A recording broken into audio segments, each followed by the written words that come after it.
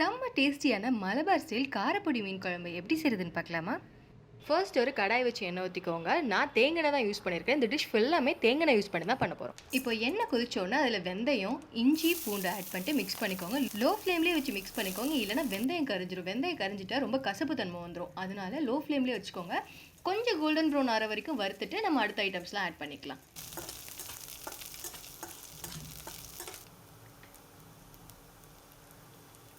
இப்போ இது கூட சின்ன வெங்காயம் ஆட் பண்ணியிருக்கேன். சின்ன வெங்காயம் தான் இந்த டிஷ்லேயே செம்ம டேஸ்ட்டு. ஸோ சின்ன வெங்காயம் ஆட் பண்ணிக்கோங்க. நான் முழுசாக ஆட் பண்ணியிருக்கிறேன். நீங்கள் கட் பண்ணி கூட ஆட் பண்ணிக்கலாம்.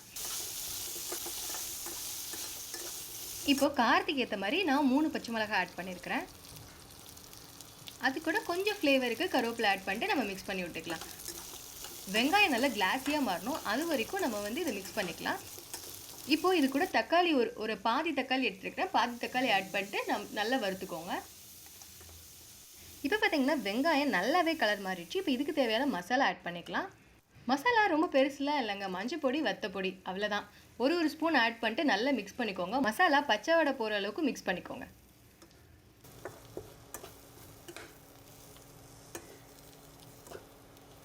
இப்போ 1 கப் தேங்காய் பால் ஆட் பண்ணியிருக்கிறேன். நல்லா தண்ணியான தேங்காய் பாலை ஆட் பண்ணிக்கோங்க. ஃபஸ்ட்டு இது ஆட் பண்ணுறதுக்கு கொஞ்சம் நல்லா மிக்ஸ் பண்ணி விட்டுட்டு நம்ம அதுக்கப்புறம் புளி ஆட் பண்ணிக்கலாம்.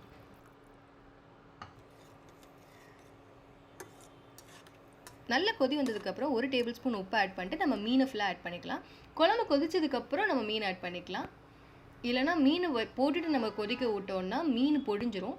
குழம்பு கொஞ்சம் மசாலாலாம் வெந்ததுக்கப்புறம் நம்ம இப்போ மீனை ஆட் பண்ணிவிட்டு இது ஒரு 8 நிமிஷம் கரெக்டாக கொதிக்க விடுங்க.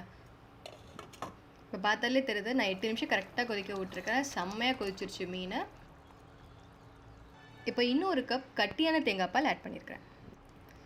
இந்த தேங்காய் பால் விட்டுட்டு ஒரு 2 நிமிஷம் கொதிக்க விட்டால் போதும். பாருங்கள், செம்மையாக மீன் வெந்துருச்சு. இப்போ நம்ம ஆஃப் பண்ணிட்டு எடுத்து வச்சிடலாம்.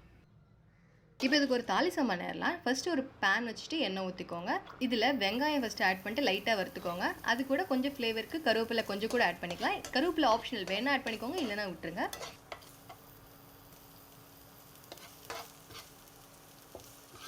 இது கூட மஞ்சள் பொடி, கொஞ்சம் தனியா பொடி, ஒரு டேபிள் ஸ்பூன் ஆட் பண்ணிட்டு மிக்ஸ் பண்ணிக்கோங்க. மசாலாவோட பச்சை வாசனை போகிறதுக்கப்புறம் நம்ம இதை எடுத்து குழம்புல ஊற்றிடலாம். அவ்வளோதாங்க, செம்ம டேஸ்டியான மலபார் ஸ்டைல் காரப்பொடி மீன் குழம்பு ரெடி. நீங்களும் இதை ட்ரை பண்ணிவிட்டு எப்படி இருந்துச்சுன்னு கமெண்ட்டில் சொல்லுங்கள். அப்படியே மாம்ஸ் குக்கிங் பாயிண்ட்டுக்கு சப்ஸ்கிரைப் பண்ணுங்கள்.